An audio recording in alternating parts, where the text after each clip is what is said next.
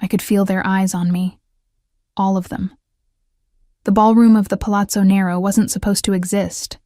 Not officially, not in any city registry or tax document. Yet here it stood, 3 stories beneath Milan's oldest cathedral, its vaulted ceilings dripping with crystal chandeliers that cost more than most people earned in a lifetime. The air smelled of cigar smoke, aged whiskey, and something darker I couldn't name. Desperation, maybe. Or blood. I moved through the crowd with my tray held high, silver champagne flutes balanced with the precision I'd learned from 3 years of serving drunk rich people who never looked me in the eye. Tonight was different, though. Tonight, every man in this room looked. They stared at the servers like we were part of the auction catalog, items to be appraised and discarded. Champagne? I offered to a woman draped in emeralds, her bored expression never shifting as she plucked a glass from my tray without a word of thanks. The auction hadn't started yet. Around me, Italy's criminal elite mingled in their €1,000 suits and blood-red dresses, discussing antiquities the way normal people discuss the weather. A stolen Caravaggio here, a looted Egyptian sarcophagus there. I'd been hired for tonight through an agency that specialized in discretion. Servers who knew not to ask questions, not to remember faces, not to exist beyond refilling drinks and clearing plates. I needed the money. God, I needed the money. My phone buzzed in the pocket of my regulation black dress. I already knew what it said. The same thing it had said every day for the past 6 months. Payment overdue. Interest accruing. You have 48 hours. The loan sharks who'd inherited my father's gambling debts when he died didn't care that I was 22 and working 3 jobs. They didn't care that I'd been 17 when he put my name on the papers, too young to understand what I was signing. All they cared about was their money and the increasingly explicit threats about what they'd do to collect if I didn't pay.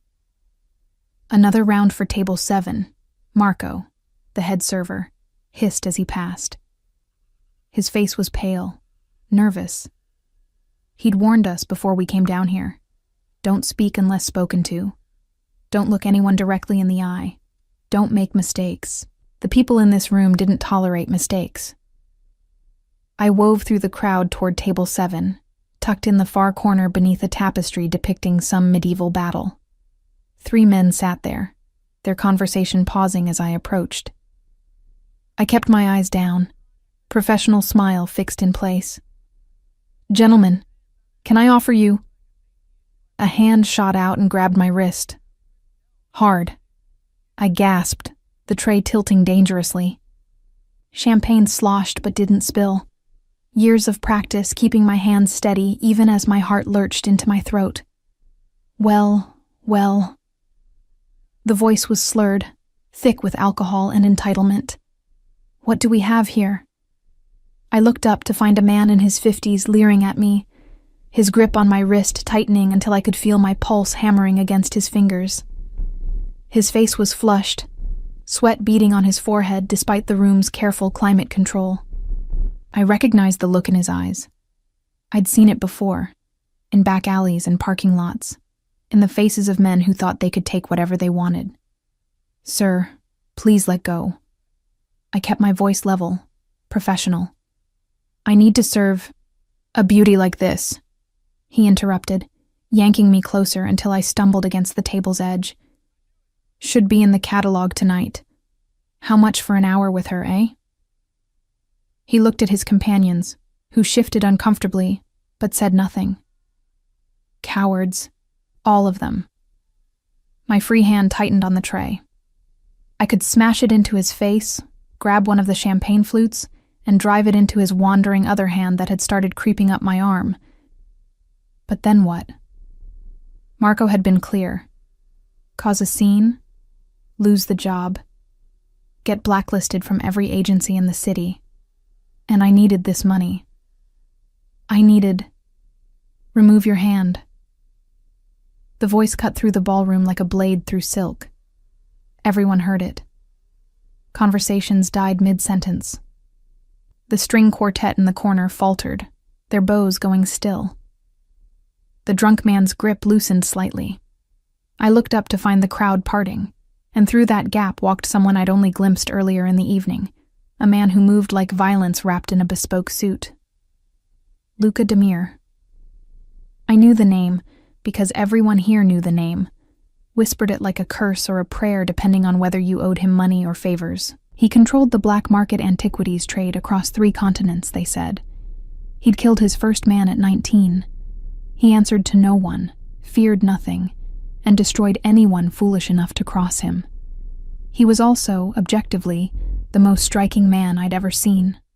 Tall, broad-shouldered, with dark hair that fell just slightly too long to be respectable, and eyes the color of smoke before a fire. His suit was charcoal gray, tailored so perfectly it must have been sewn onto his body. The top 4 buttons of his white shirt undone to reveal a triangle of olive skin and the edge of what looked like a scar. He wore no tie, no jewelry except a watch that probably cost more than my accumulated debt. He didn't need accessories. His presence was enough. Those smoke-gray eyes fixed on the man still gripping my wrist. I said, Luca repeated, his voice dangerously soft. Remove your hand. The drunk man's face went from flushed to pale.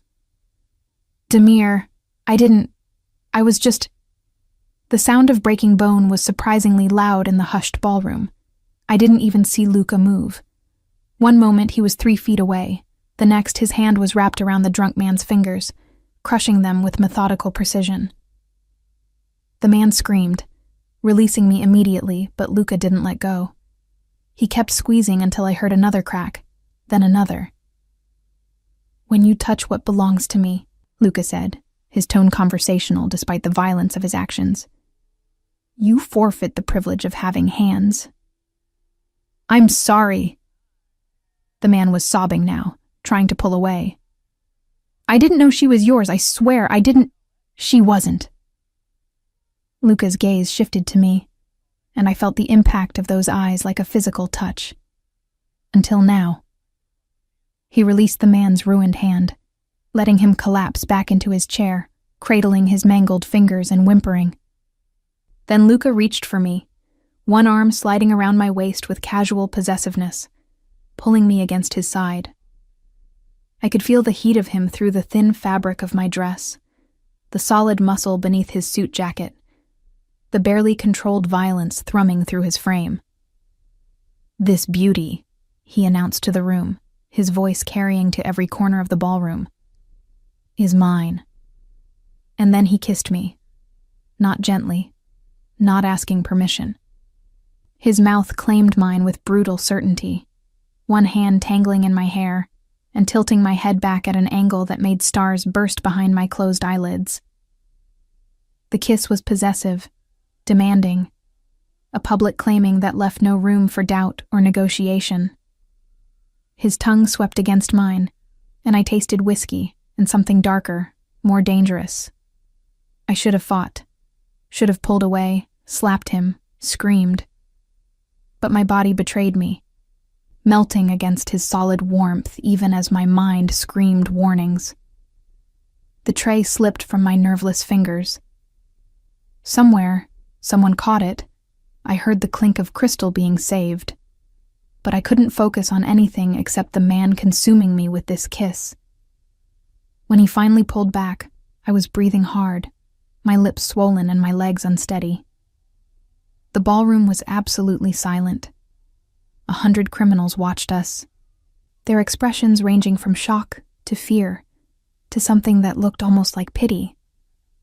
Luca's hand remained possessive on my waist. The auction will begin in 10 minutes, he said to the room at large, as if he hadn't just broken a man's hand and kissed a stranger in front of everyone. Anyone who bids on anything I want will meet the same fate as our friend here. He gestured casually at the still sobbing man. Understood? Murmurs of assent rippled through the crowd. They understood. Of course they understood. This was Luca Demir's world, and the rest of them just lived in it. He looked down at me, his expression unreadable. Come with me. It wasn't a question. His hand on my waist became a guiding pressure, steering me through the crowd toward a door I hadn't noticed before. I should have resisted, should have run. But where would I go? Back to my apartment where loan sharks waited. Back to my 3 jobs that barely kept me fed. Back to a life that was already choking me. Besides, I could still feel the imprint of his lips on mine, the way my body had responded despite every logical reason not to. That terrified me more than anything else. We entered a private room, some kind of office with leather furniture and bookshelves lined with what I suspected were priceless first editions. Luca released me, moving to pour himself a drink from a crystal decanter. Sit. I remained standing, wrapping my arms around myself. I need to get back to work. No. He took a sip of his drink, watching me over the rim. You don't. My supervisor has already been compensated for your absence. He set the glass down with a soft click, along with a generous bonus for providing such quality staff tonight. The way he said quality made heat creep up my neck. I lifted my chin, trying to find some shred of dignity. You can't just buy people. Can I? His smile was sharp, predatory. Your name is Isabella Rossini. You're 22 years old. You work at a cafe, a bookstore, and occasionally as event staff through agencies like the one that brought you here tonight. Your father died 6 months ago, leaving you with debts totaling approximately 80,000 euros to some very unpleasant people. You live alone in a studio apartment in the Porta Genova district. You take the tram to work. You eat pasta 4 nights a week because it's cheap. Should I continue? The room tilted slightly. You investigated me? I investigate everyone who enters my spaces. He moved closer, each step deliberate. But you, I noticed the moment you walked in. The way you move, the way you keep your eyes down but miss nothing. The way you're drowning but refuse to ask for help. I don't need help. You need 80,000 euros by Friday, or those loan sharks will sell you to cover the debt. His voice was matter-of-fact, as if he were discussing the weather. I know the men who hold your markers. They specialize in young women with no family, no resources, no options. By this time next week, you'll be in a brothel in Naples if you're lucky. Dubai if you're not. The truth of his words hit me like a fist to the stomach. I'd known, of course. Had known for weeks what would happen when I couldn't pay. But hearing it stated so baldly, so certainly, made it real in a way it hadn't been before. What do you want? My voice came out smaller than I intended. Luca reached out, his fingers tracing my jawline with surprising gentleness. I'll clear your debt, all of it. In exchange, you belong to me for 5 years. I jerked back. Belong to you? You'll live in my home, follow my rules, learn what I teach you, be available when I want you. His eyes burned into mine. In exchange, you'll have safety, luxury, and the certainty that no one will ever touch you without your permission. Except me. That's insane. That's business. He withdrew his hand, returning to his drink. You have 5 minutes to decide. After that, the offer expires, and you return to your life. What's left of it? I should have said no. Should have walked out, found another way, sold everything I owned and run somewhere far from Milan and loan sharks and men who thought they could buy people. But I looked at Luca Demir, at the cold certainty in his eyes, the power radiating from every line of his body, and I knew he was offering something no one else could. Survival. A terrible, complicated survival, but survival nonetheless. If I say yes, I heard myself ask, what exactly would you want from me? His smile was slow, dangerous, promising things I wasn't ready to name. Everything, Isabella. I would want everything. And God help me, standing in that room with my lips still burning from his kiss, and my future hanging by a thread. I knew I was going to say yes. I said yes.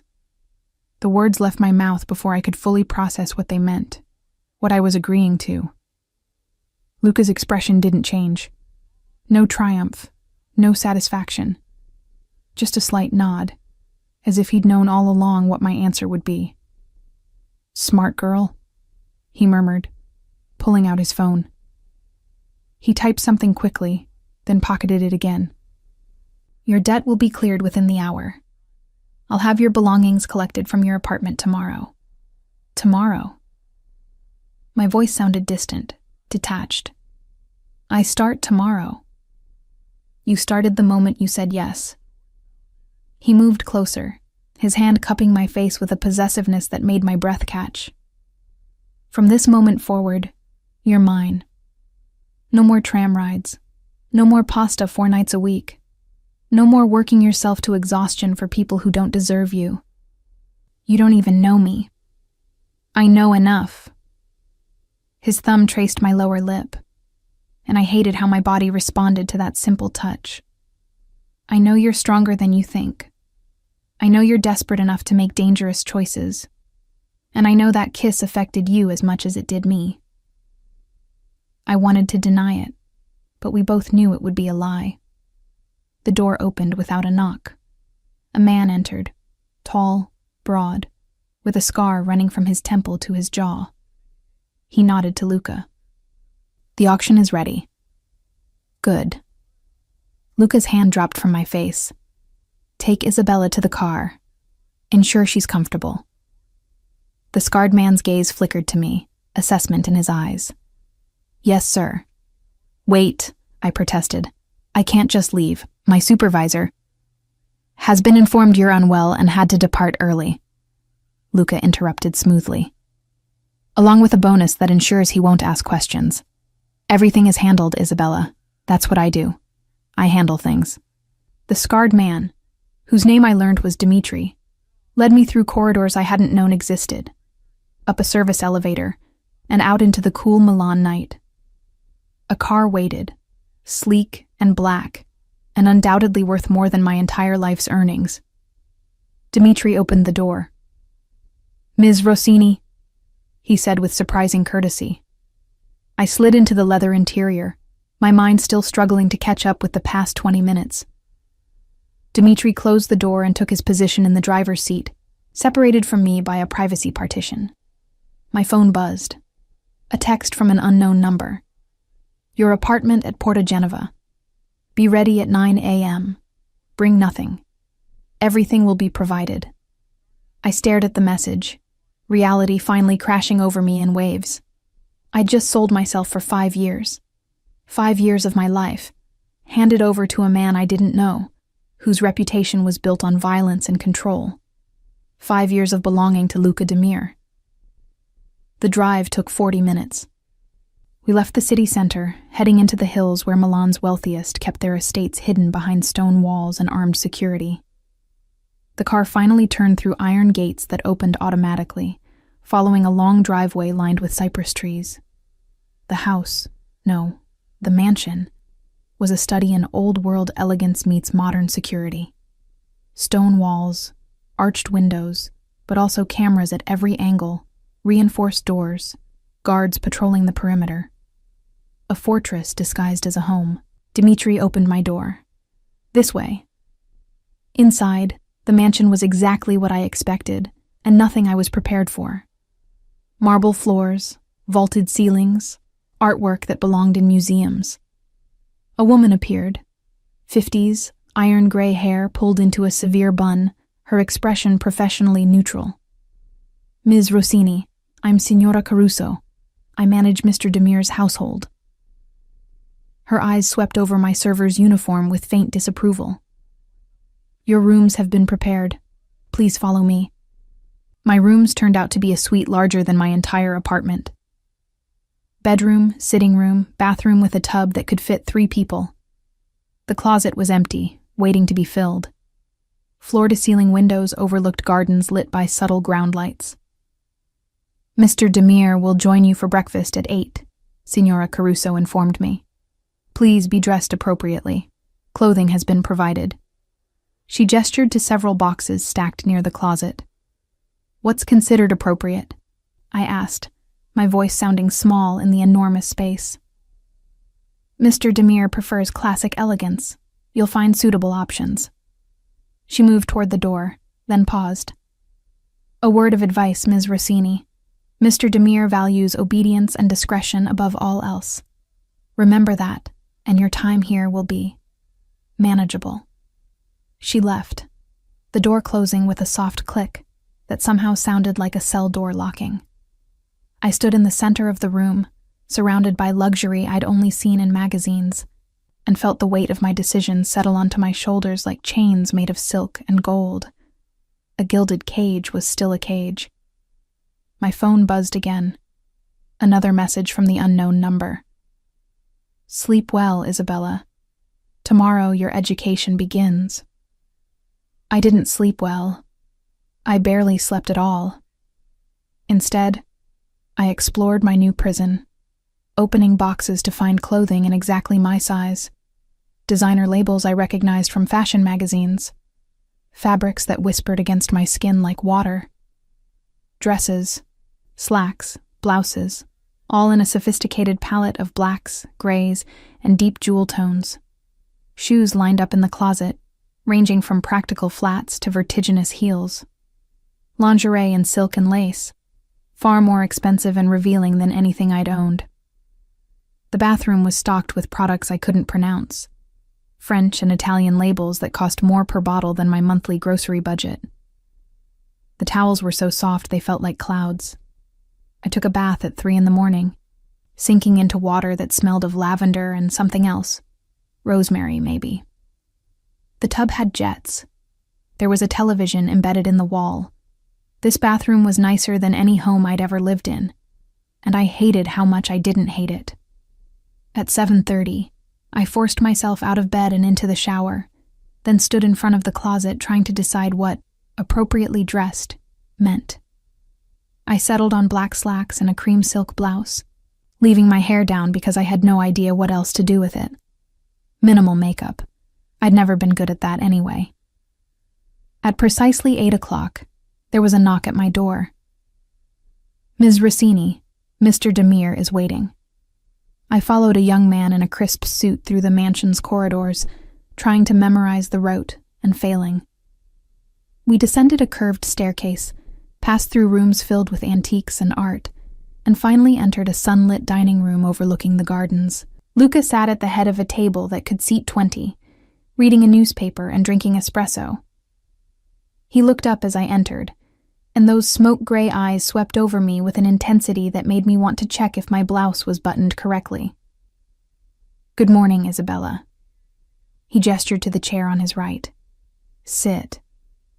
I sat, hyper-aware of how close that put me to him. The table was laden with breakfast, fresh bread, pastries, fruit, cheeses, cold cuts. Enough food to feed 10 people. "Coffee or tea?" he asked, his tone conversational as if this were completely normal. "Coffee, please." He poured it himself, adding cream and sugar without asking how I took it.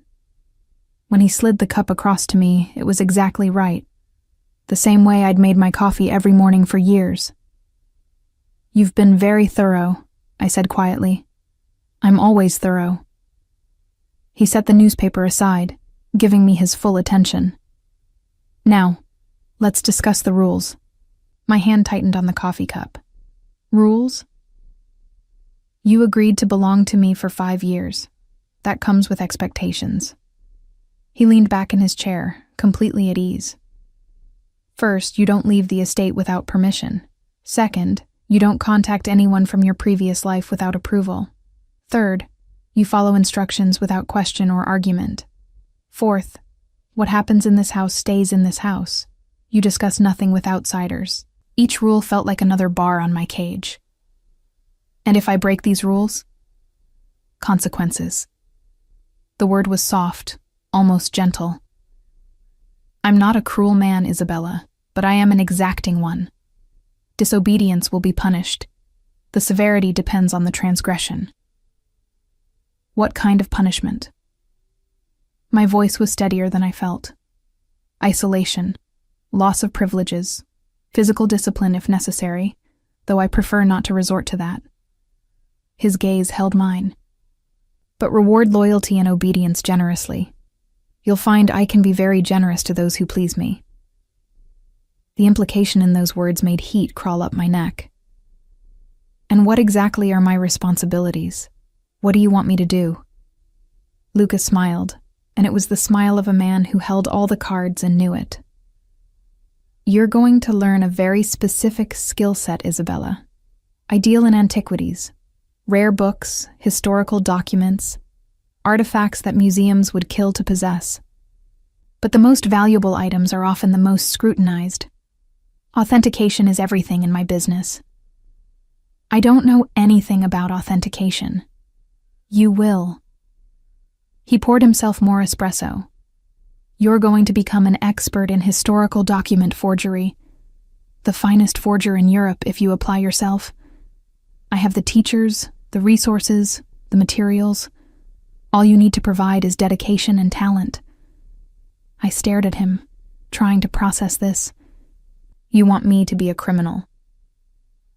I want you to be useful, he corrected. Your other option was being sold to a brothel. This seems preferable, don't you think? The brutal honesty stung because it was true. And at night, I forced myself to ask. You said I'd be available when you wanted me. What does that mean? His eyes darkened, and he reached out to trail his fingers along my wrist. A deliberate echo of how the drunk man had grabbed me last night. But Luca's touch was different.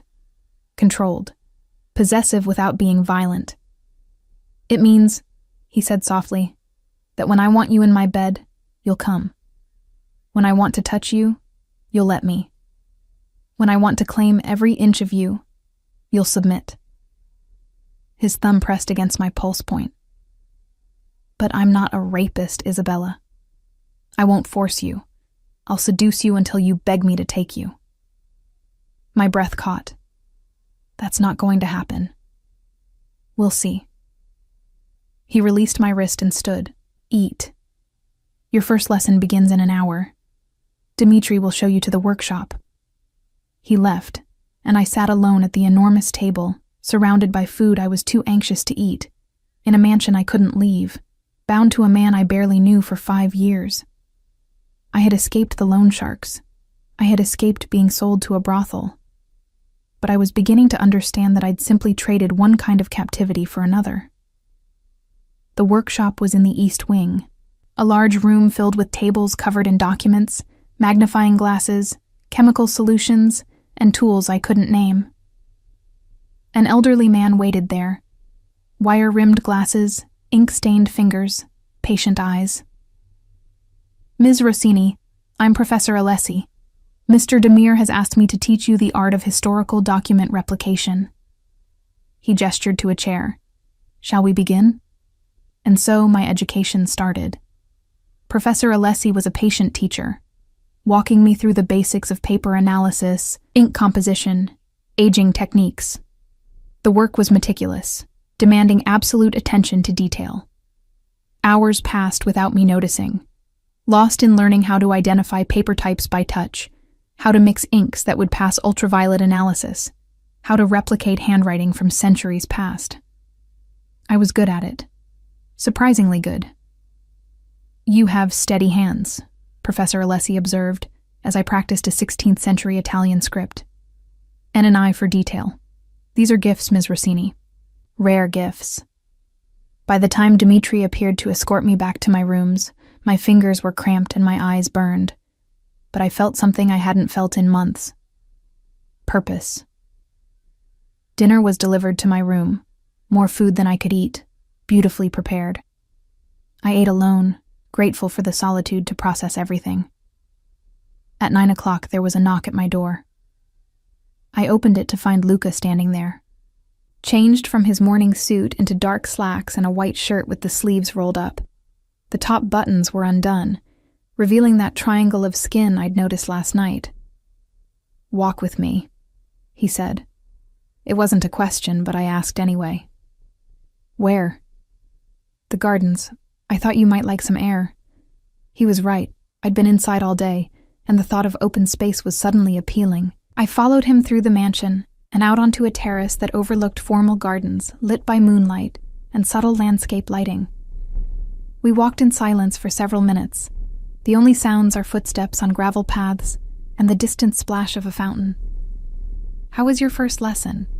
Luca asked eventually. Interesting. Professor Alessi is a good teacher. He's the best, and he says you're a natural. Luca glanced at me. That pleases me. I'm glad I can be useful, I said, unable to keep the edge from my voice. He stopped walking, turning to face me. You're angry. I'm adjusting. To captivity. His tone was almost amused. You'll grow accustomed to it. The cage is comfortable after all. A cage is still a cage, no matter how gilded. True.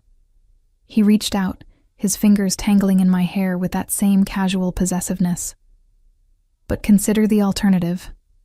This time last night, you were serving drinks to men who saw you as meat. Now you're learning a craft, sleeping in silk sheets, eating food prepared by a Michelin-trained chef. Is this really so terrible? I wanted to say yes. Wanted to rail against the loss of freedom, the rules, the way he touched me like he owned me. But the truth was more complicated. I don't know yet, I admitted. His smile was approving. Honest, I like that. His hand tightened in my hair, tilting my head back. I'm going to kiss you again, Isabella. Why are you telling me?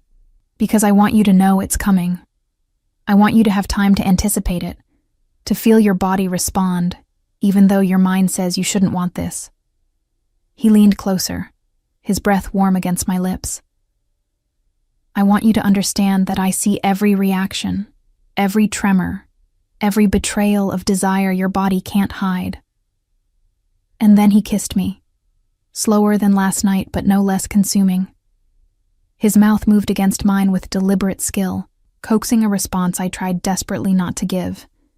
But my body betrayed me again, melting into him, my hands somehow finding their way to his chest, where I could feel his heartbeat steady and strong beneath my palms. When he pulled back, we were both breathing harder. 5 years, Isabella, he murmured against my lips. By the time your contract ends, you'll be mine in every way that matters. And the beautiful thing? You'll want to be. He released me and walked back toward the mansion, leaving me standing alone in the moonlit garden, my lips burning and my heart racing, and the terrible knowledge settling in my chest that he might be right. 3 months passed in a strange rhythm of captivity and luxury. My days followed a pattern that became almost comfortable in its predictability. Mornings with Professor Alessi in the workshop, learning the intricate art of forgery, how to age paper with tea and sunlight, how to crack pigments the way they would have been prepared in the 16th century, how to replicate the pressure and flow of quill pens that hadn't been used in hundreds of years. Afternoons studying art history, chemistry, linguistics. I learned to read Latin, to identify Renaissance binding techniques, to spot the microscopic tells that separated authentic documents from clever fakes. I was good at it. Better than good. Professor Alessi said I had a gift, that my hands seemed to remember techniques I'd never been taught. Within 6 weeks, I'd successfully replicated a letter, supposedly written by Lucrezia Borgia, that fooled even the professor on first inspection. Luca came to the workshop sometimes, watching me work with those unreadable smoke-gray eyes. He never interrupted, never offered praise or criticism, just observed in silence that made me hyper-aware of every movement, every breath. The nights were different. Luca was true to his word. He didn't force me, but he seduced me with the patience of a man who had all the time in the world and knew exactly how the game would end. Dinners in the formal dining room where we sat close enough that I could feel the heat of him. Walks in the garden where his hand would find the small of my back, burning through the silk of my dress. Conversations in his study where he'd pour expensive wine and we'd discuss art, history, philosophy, and I'd find myself forgetting that I was his captive, his property, his project. And the kisses. God, the kisses. He kissed me every night before I retreated to my rooms. Sometimes gentle, almost tender. Sometimes demanding, possessive, leaving me breathless and aching. He learned my body's responses better than I knew them myself. Where to touch to make me gasp. How to angle his mouth to make my knees weak. Exactly how long to draw it out before pulling away and leaving me wanting more. Not yet, he'd murmur against my lips when my hands clutched at his shirt, when my body pressed against his seeking more. When you come to me, Isabella, it will be because you can't bear not to. Because you've stopped fighting what we both know you want. I hated that he was right. Hated how my body responded to him. How I started anticipating our evening walks. How I'd catch myself watching him during dinner and wondering what his hands would feel like on skin, instead of just through clothing. The isolation didn't help. I had no contact with my former life. My phone had been replaced with one that only called numbers Luca approved. I had no internet access except through a monitored computer in the library. Signora Caruso was professional but distant. Professor Alessi was kind, but focused only on our lessons. Dimitri and the other guards were polite ghosts. My only real human connection was Luca. And he knew it. Of course he knew it. He'd designed it that way. One evening in late spring, 4 months into my captivity, Luca invited me to his private study after dinner. It was a room I'd only glimpsed before. Rich wood paneling, floor-to-ceiling bookshelves, a massive desk that looked like it belonged to a Renaissance prince. "Sit," he said, gesturing to a leather chair near the fireplace where a small fire burned despite the warm evening. I sat, accepting the glass of wine he offered. He settled into the chair across from me, close enough that our knees almost touched. "Professor Alessi tells me you're ready for your first real project," Luca said, swirling his wine. "A letter from Machiavelli to Lorenzo de' Medici, discussing political strategy. There's a buyer in London who will pay €500,000 for authenticated correspondence from that period." "500,000?" I tried to keep the shock from my voice. "More if the content is particularly interesting." His eyes gleamed in the firelight. "You'll create the letter. I'll provide the historical context, the appropriate content. You'll handle the physical replication. If it passes inspection, we split the profit." "Split?" I repeated. "I thought I belonged to you. Why would you share the money?" "Because I reward excellence, Isabella. 20% of every successful piece you create goes into an account in your name. At the end of 5 years, you'll walk away with significant wealth. Enough to start over anywhere in the world." The offer was generous. Suspiciously generous. "What's the catch?" "No catch. Just incentive." He leaned forward, elbows on his knees, bringing him close enough that I could smell his cologne. Something woodsy and expensive. "I want you invested in the work. I want you to care about the quality, the authenticity. Fear makes people sloppy. Motivation makes them brilliant. And if I fail? If the forgery is discovered?" His expression darkened. "Then we both have a problem. My reputation in this business is built on providing undetectable quality. If you produce work that can be traced back to me, there will be consequences." The threat hung in the air between us. What kind of consequences? The kind that remind you why obedience matters. He reached out, his fingers trailing along my jaw. "But you won't fail, Isabella. You're too talented, too careful, and you're too smart to disappoint me." His touch made it hard to think clearly. I pulled back slightly, needing space. "Why me? You could have hired an experienced forger, someone who already knew what they were doing." "I could have," he agreed. "But experienced forgers have reputations, histories, connections. They can be traced. You were a blank slate, no criminal record, no association with the art world, no reason for anyone to suspect you. And you had the raw talent I needed, the steady hands, the eye for detail. His smile was sharp. Plus, you were desperate. Desperation makes people pliable. The clinical assessment of how he'd chosen me, how he'd identified me as the perfect tool for his purposes, should have angered me. Instead, I felt a strange sort of clarity. At least he was honest about what I was to him. When do I start? Tomorrow. Professor Alessi will provide the materials. I'll give you the historical briefing tonight. He stood, moving to his desk and retrieving a leather folder. The letter should reference specific events from 1513, use appropriate language and rhetorical style, and contain political advice that would be valuable, but not so inflammatory that it would have been widely circulated or preserved. He handed me the folder.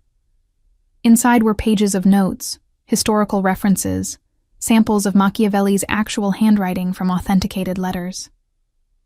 Study this tonight. Questions can wait until morning.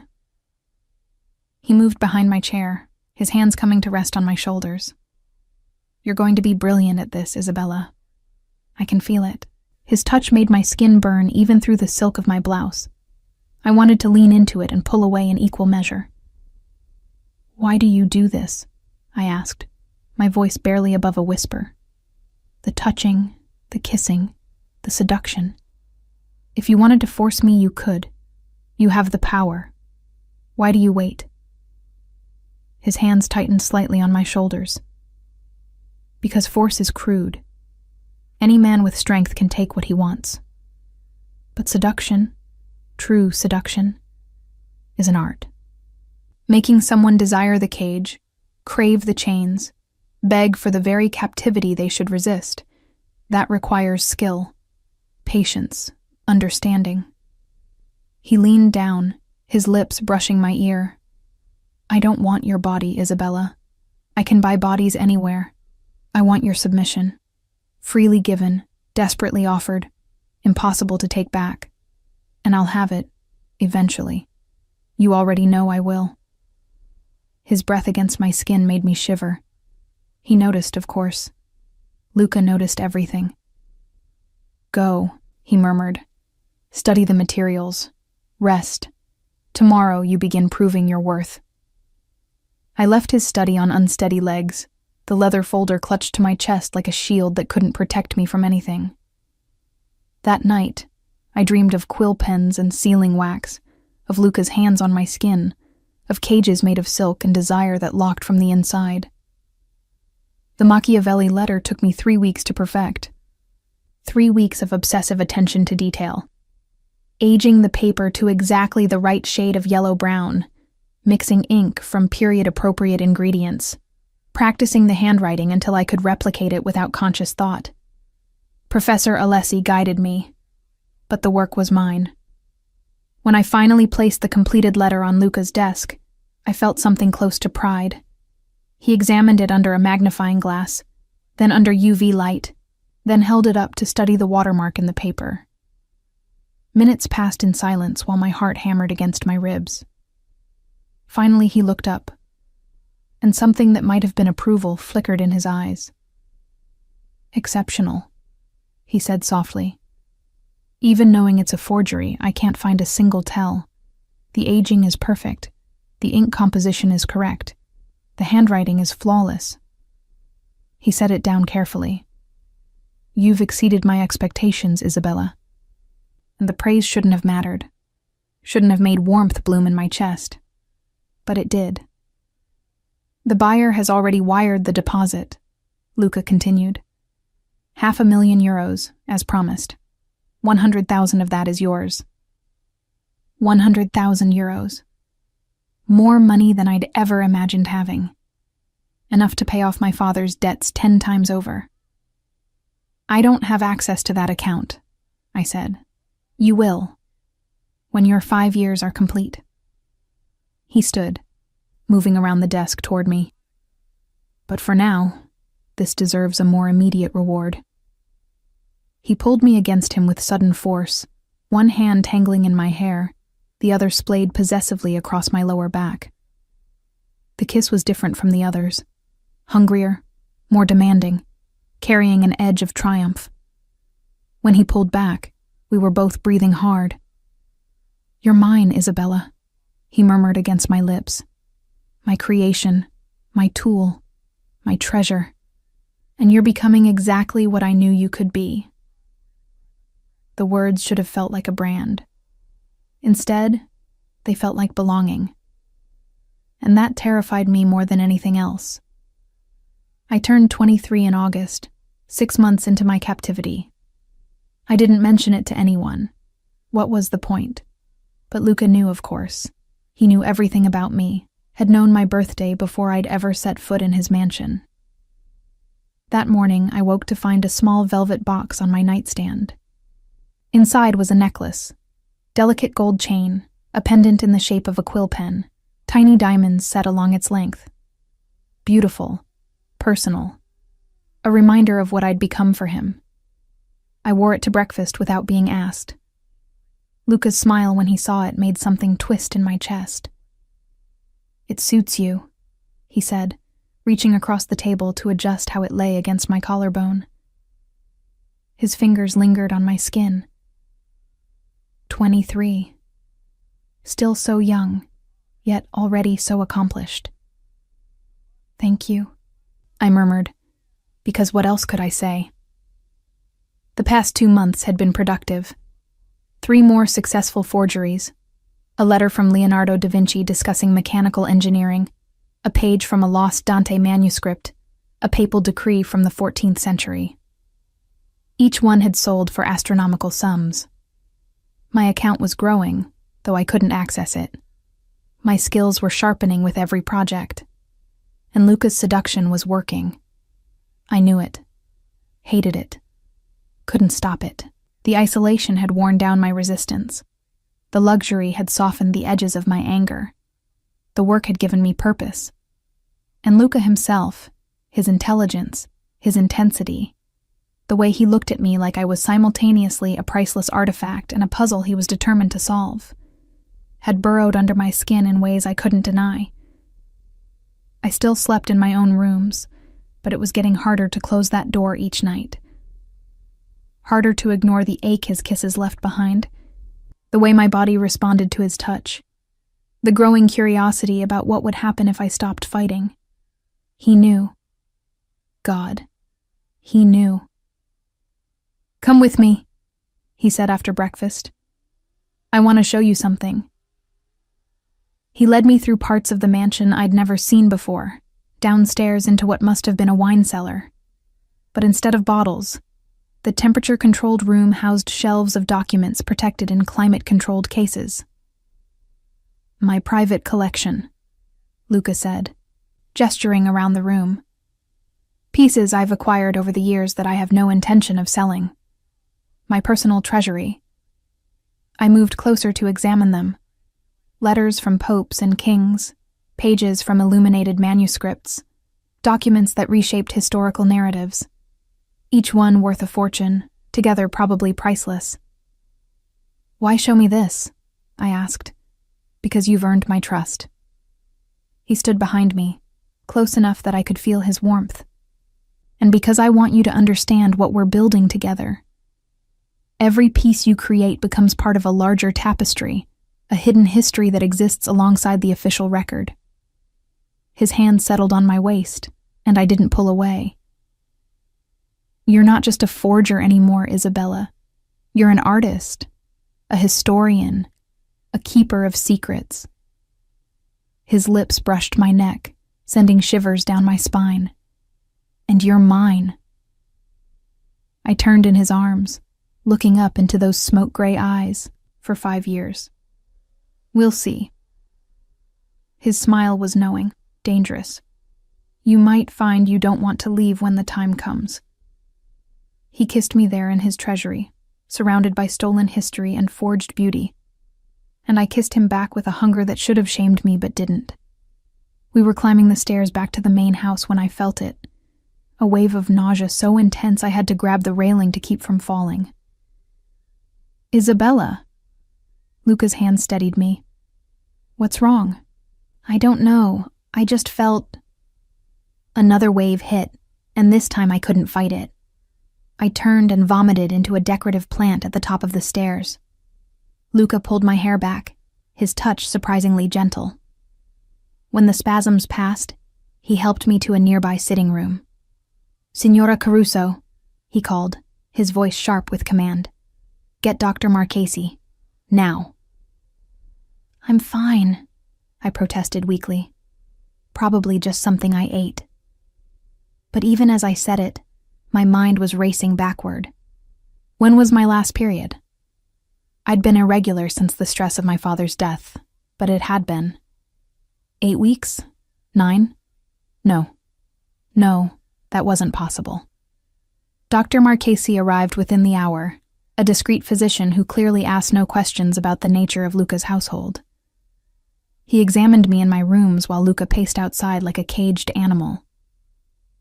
"Ms. Rossini," the doctor said gently, "when was your last menstrual period?" My hands went instinctively to my stomach. I'm not sure. 2 months, maybe? He performed a quick examination, then took a blood sample. "I'll have the results within a few hours, but based on your symptoms and history, I believe you're pregnant. Approximately 8 to 10 weeks along." The room tilted. Pregnant. With Luca's child. We'd never had sex. He'd kept his word about that, hadn't forced me. But the kisses had become more heated over the months, the touching more intimate. And one night, 3 months ago, after too much wine and the intoxicating high of completing a particularly difficult forgery, we'd come so close. His hands under my dress, my hands fumbling with his belt, desperate friction and need, and we'd stopped. He'd pulled back at the last moment, both of us breathing hard, and said, "Not like this. Not when you're drunk on success and wine. When I take you, Isabella, you'll be sober and certain." But we'd been reckless. Too close, too heated, and apparently close enough. When Dr. Marchesi left, Luca entered my rooms. His expression was unreadable as he sat on the edge of my bed. "Pregnant," he said, the word flat. "He's not certain yet. The blood test, he's certain." Luca's hand found my stomach, resting there with careful possession. "My child, growing inside you." "This changes the contract," I said, trying to find solid ground. "I can't. This changes nothing." His eyes met mine, fierce and certain. "Except that now you're even more mine than before. The mother of my heir. The woman carrying my bloodline. I didn't agree to this. Having a baby wasn't part of our deal. Life rarely asks for agreement, Isabella." His hand pressed more firmly against my stomach, "But this child will be protected, cherished, given every advantage. And so will you, if you're smart enough to accept it." I should have been angry, should have demanded he let me go, find some way to escape this cage that was now closing even tighter. But all I felt was a strange, terrifying certainty that Luca was right. This changed everything, and nothing. I was still his. Now, perhaps, forever. The blood test confirmed it. 8.5 weeks pregnant, due in early April. Dr. Marchesi prescribed vitamins and rest, warning me that stress could affect the pregnancy. Luca became even more controlling. No more wine with dinner, no more late nights in the workshop. Professor Alessi's lessons were shortened to 4 hours a day. My diet was monitored by Signora Caruso. I was forbidden from lifting anything heavy, from walking too far in the gardens, from doing anything that might put the pregnancy at risk. "You're being ridiculous," I protested one evening. "I'm pregnant, not dying." "You're carrying my child," Luca countered, his voice brooking no argument. "Every precaution will be taken." The possessiveness should have felt suffocating. Instead, It felt like being wrapped in armor. Restrictive, yes, but also protective. 3 weeks after the diagnosis, I woke in the middle of the night with an idea burning in my mind. A way out. A chance at freedom before the baby made escape impossible. Dmitri had left his tablet in the library that afternoon. I'd seen him set it down, distracted by a phone call. If I could access it, I could send a message to someone. Anyone. Father Thomas at the church near my old apartment. He'd help me, find me somewhere to go. It was a desperate plan, probably futile. But it was a chance. I waited until the house was silent, then slipped from my rooms. The library was dark, shadows pooling in corners.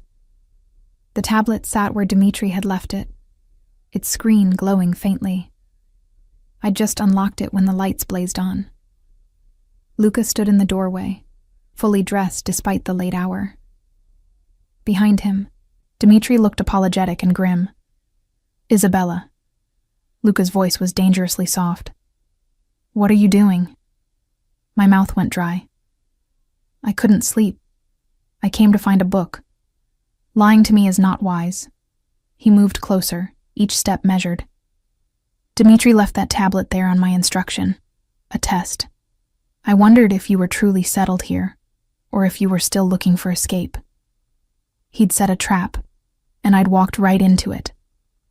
"You can't keep me here forever," I said, lifting my chin despite the fear clawing at my throat.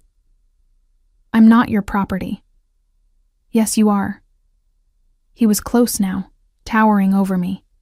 By contract, by circumstance, and now by biology. His hand found my stomach again, that possessive touch that made me feel claimed in ways I couldn't fight. "You're carrying my child, Isabella. Did you really think I'd let you run? I can't do this. I can't be locked away, controlled, treated like a possession." "You're not a possession." His voice dropped, became almost gentle. "You're far more valuable than that.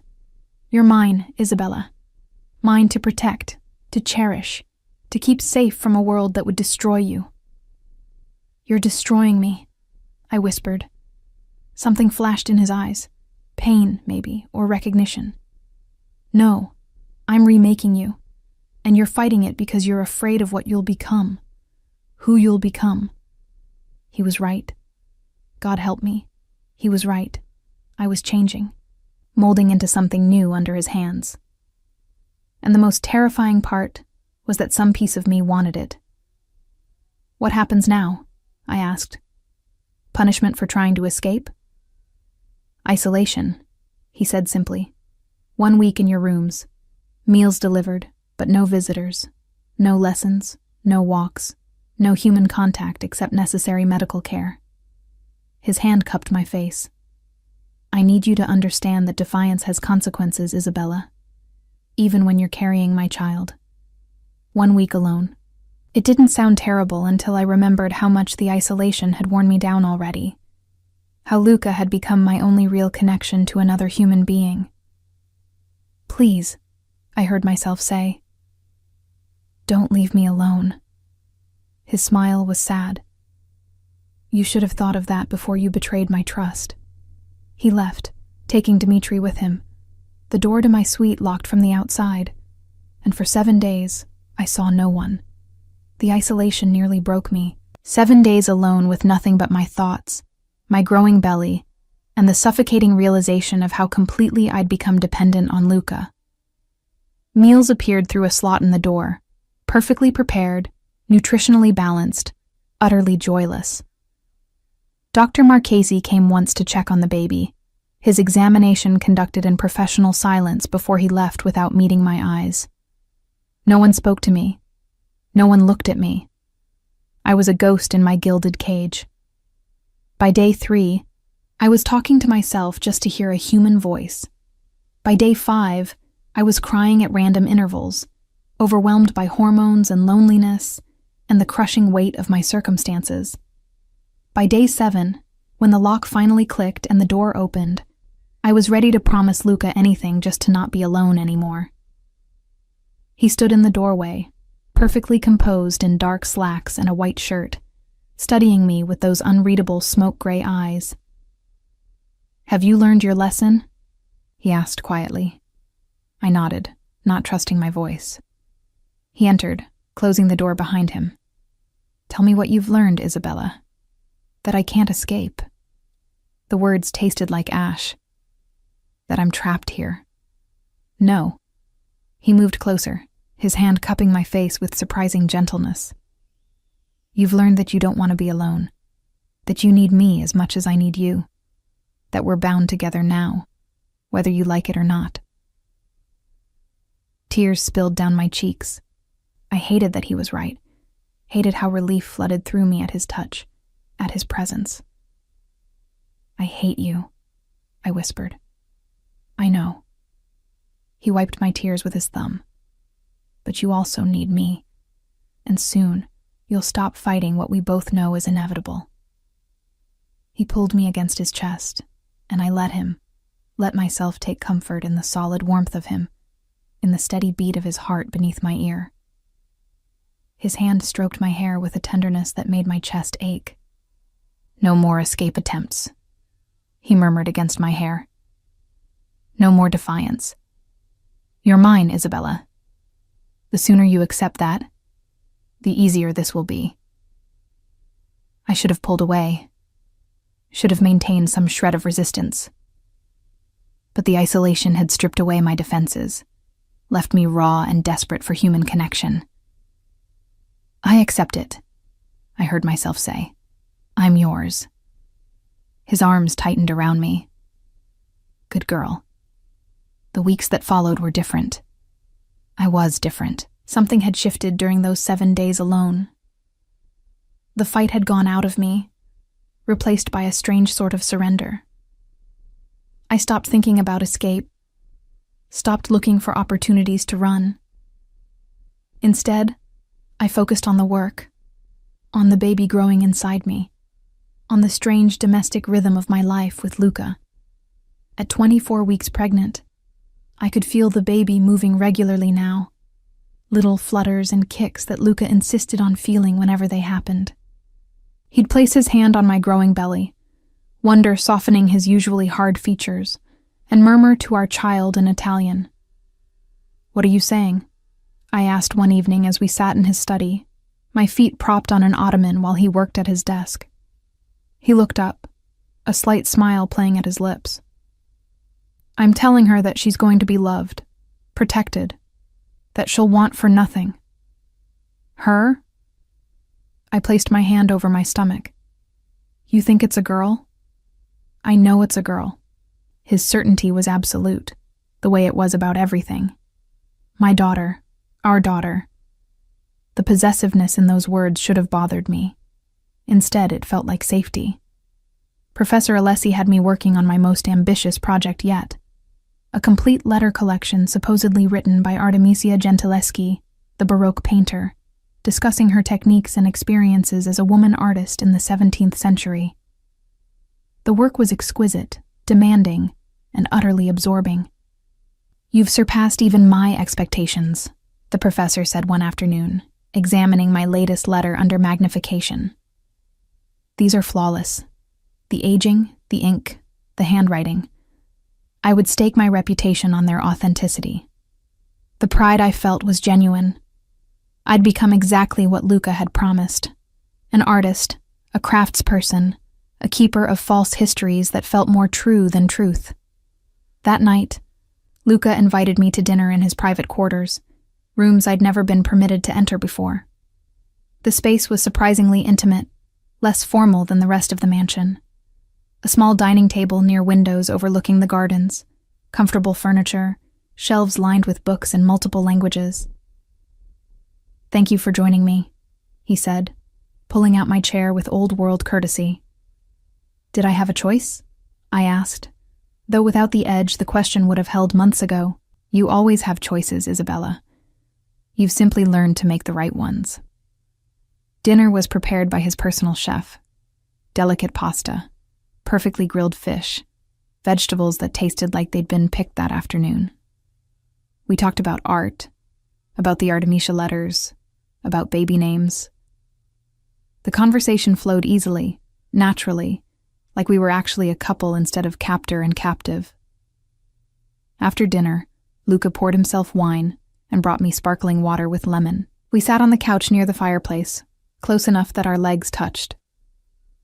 "I need to tell you something," he said, his voice uncharacteristically uncertain. I turned to face him, surprised by the vulnerability in his expression. "What is it?"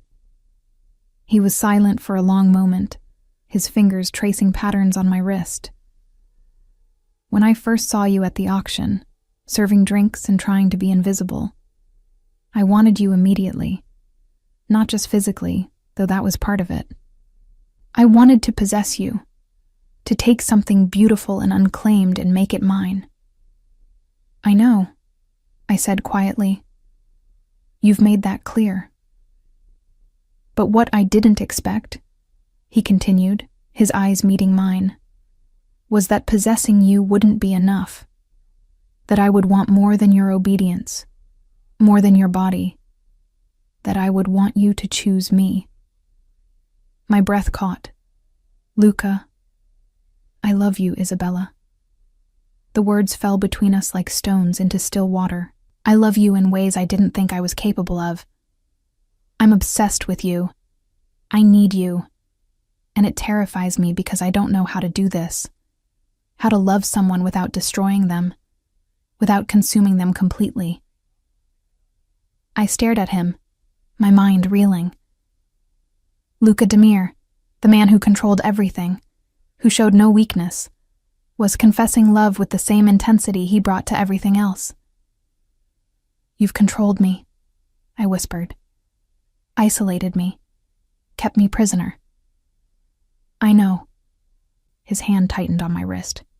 "And I'd do it again because the alternative, losing you, letting you go, is unthinkable. I'm not a good man, Isabella. I never pretended to be. But I'm yours, as completely as you're mine." The confession should have changed everything. Instead, it crystallized what I'd been trying to deny for months. I loved him too. Not the healthy, wholesome love of romance novels, but something darker, more complicated. Love twisted with need, resentment tangled with desire.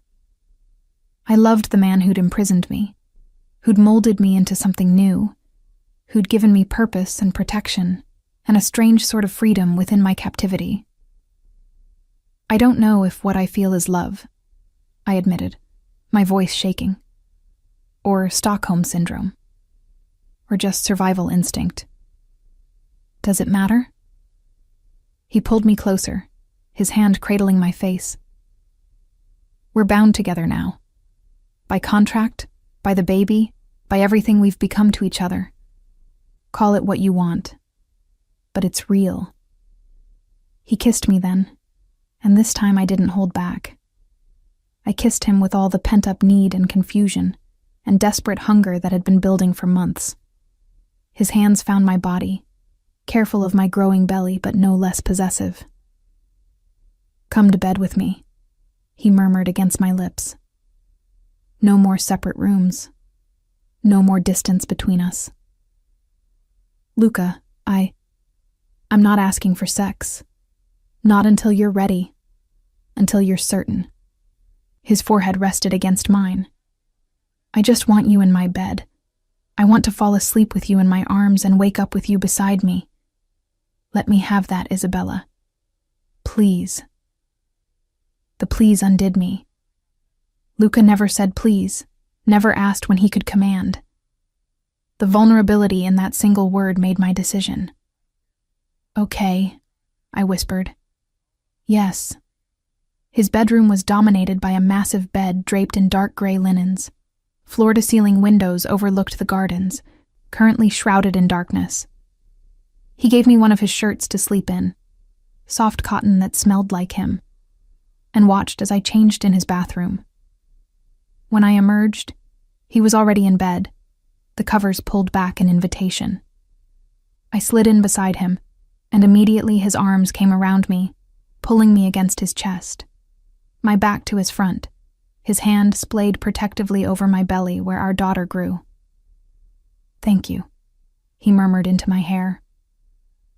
We lay in silence for a while, the only sound our breathing gradually synchronizing. "Luca," I said softly, "why did you really choose me? Out of everyone you could have found."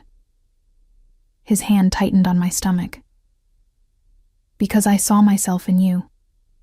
That night at the auction, serving drinks to criminals and trying to be invisible, you reminded me of who I was before I became this." He paused. "My father was a forger, one of the best. He taught me everything before he was murdered by a competitor when I was 19.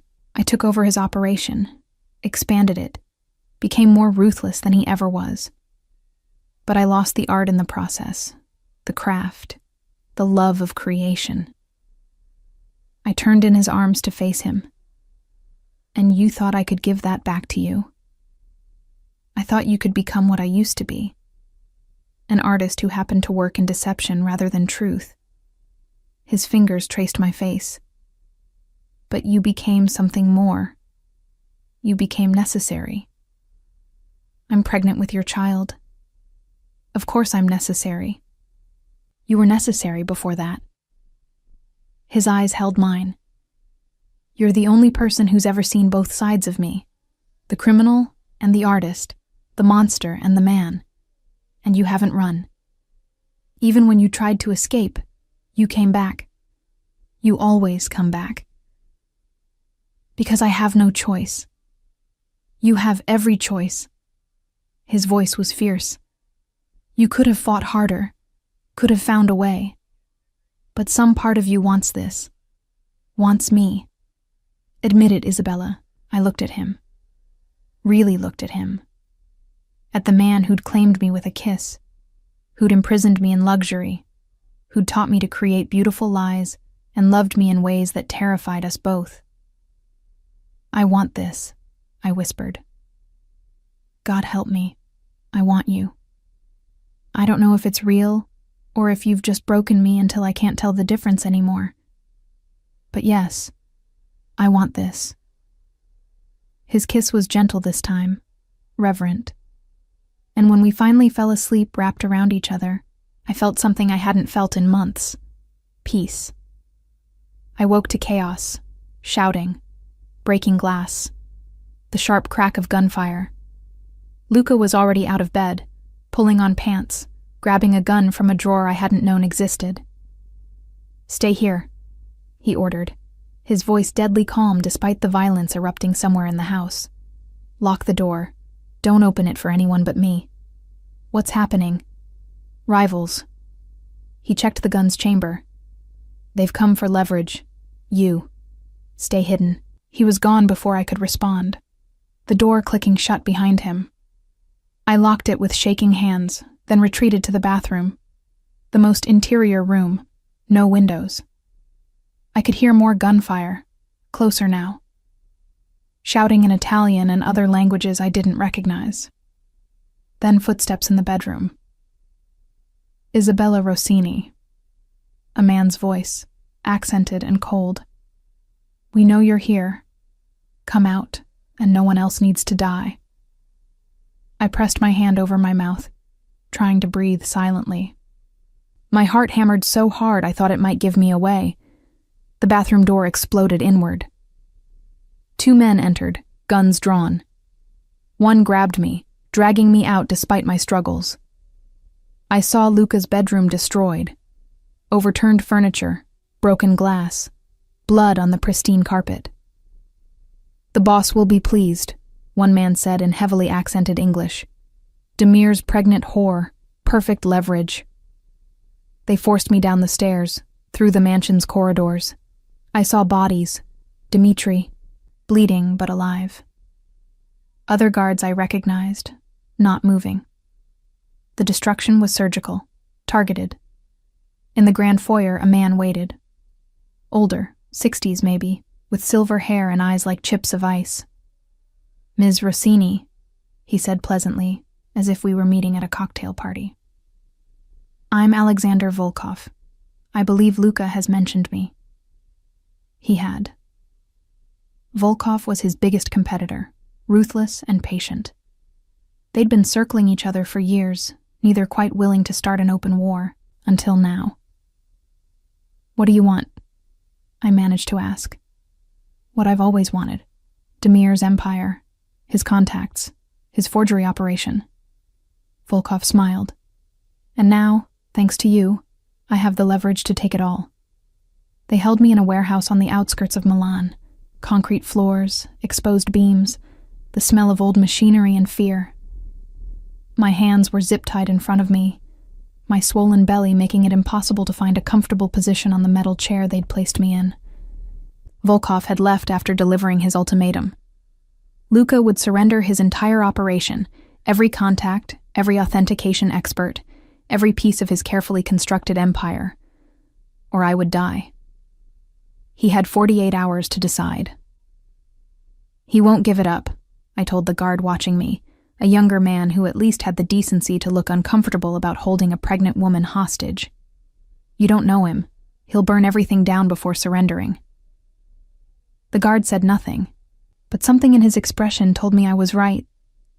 I'd been there for 6 hours when I felt the first contraction.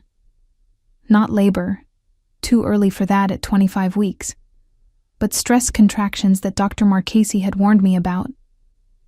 I breathed through it, trying to stay calm for the baby's sake. The second contraction came 10 minutes later, stronger. Something's wrong, I said to the guard. The baby. I need a doctor. He looked uncertain, reaching for his radio. Before he could speak into it, the lights went out. What followed was chaos painted in darkness and muzzle flashes. Gunfire erupted from multiple directions. I threw myself to the floor as best I could with my bound hands and pregnant belly covering my head. Shouting in Russian, then Italian, then screams.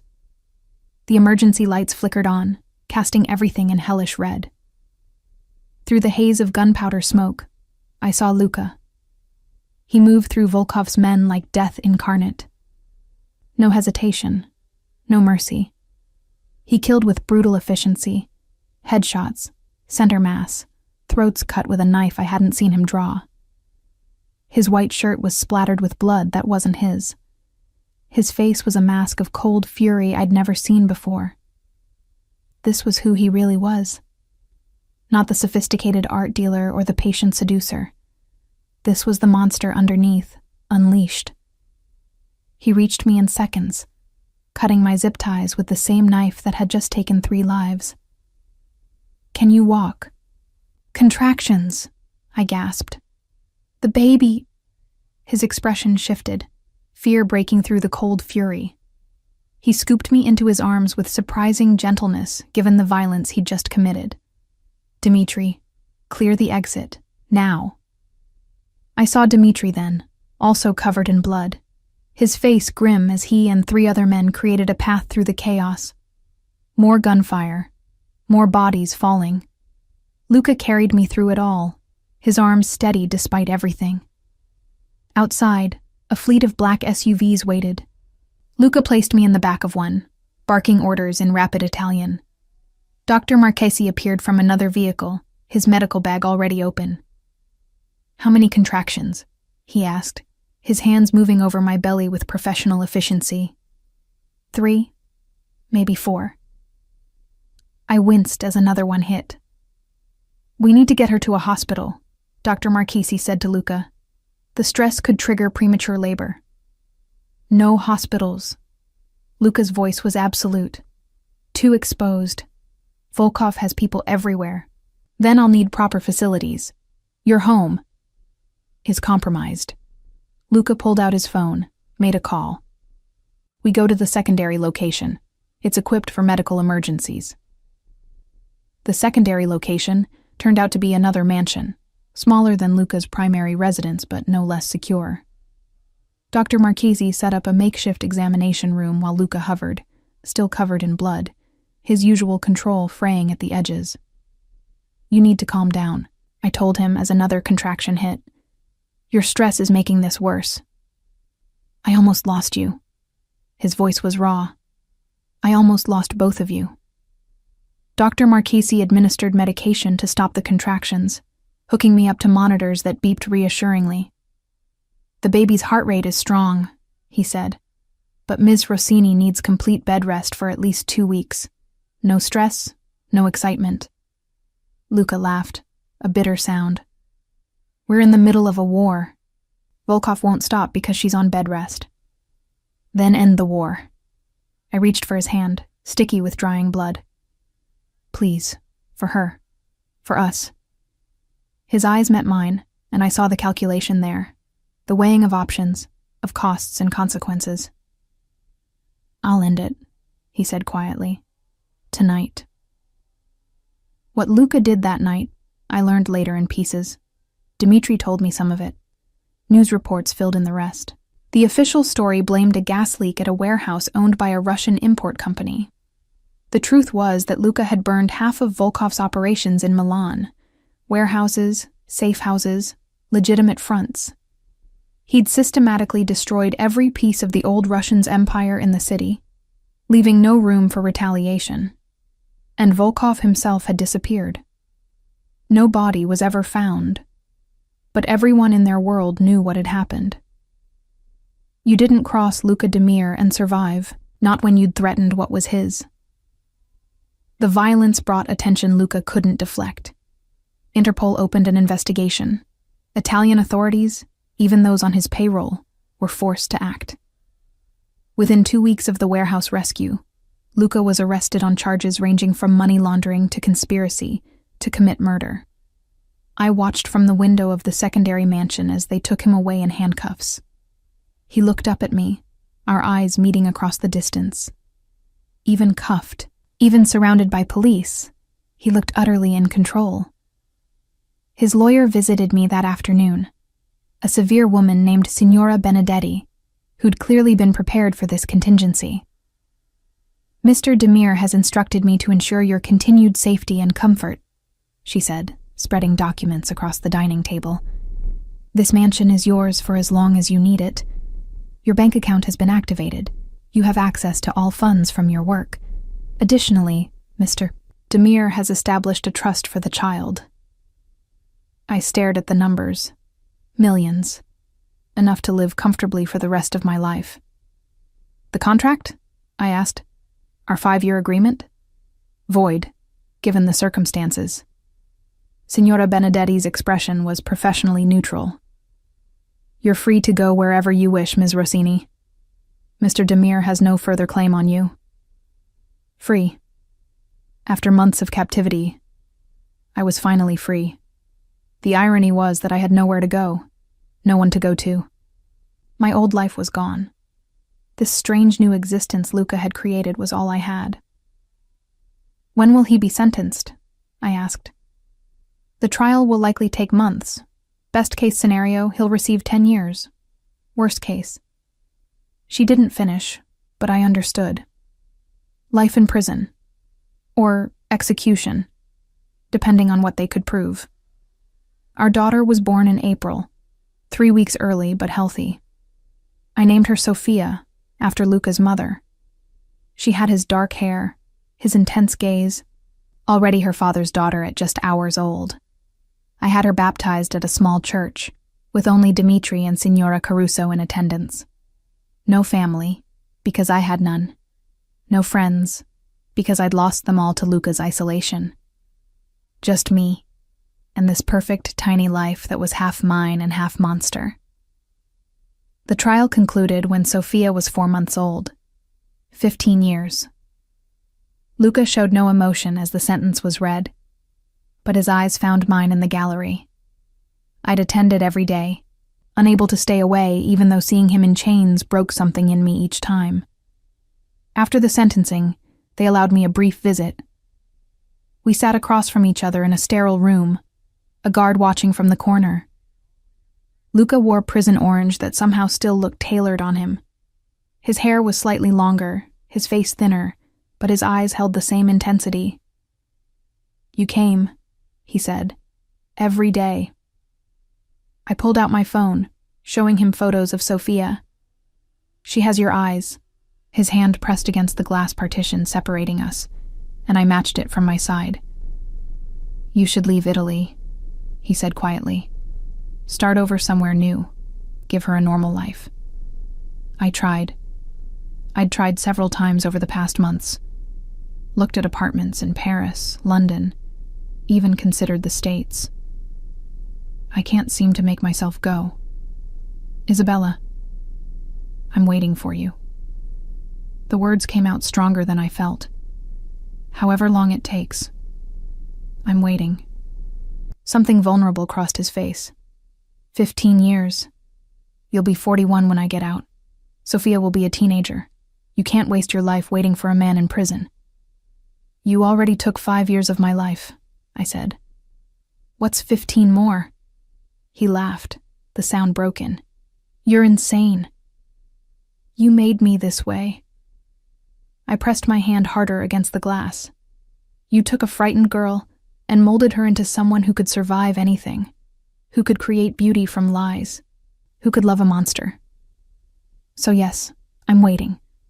Sophia deserves to know her father. And I took a breath. I can't imagine my life without you in it.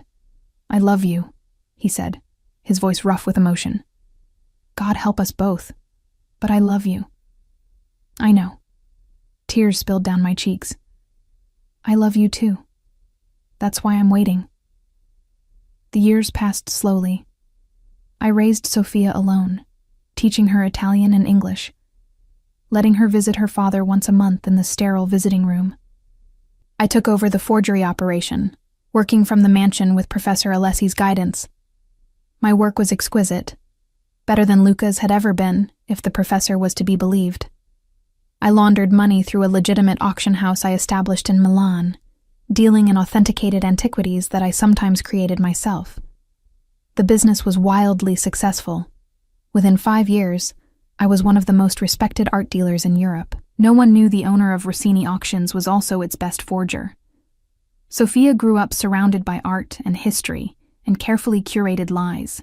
She was brilliant, sharp as her father, with my artistic talent and his ruthless focus. By 7, she could spot a forgery at 50 paces. By 10, she was learning the craft herself. Luca got early release after 12 years for good behavior. I was 37 when I picked him up from prison, Sophia beside me in the back of the car. He looked older, gray threading his dark hair, lines around his eyes that hadn't been there before.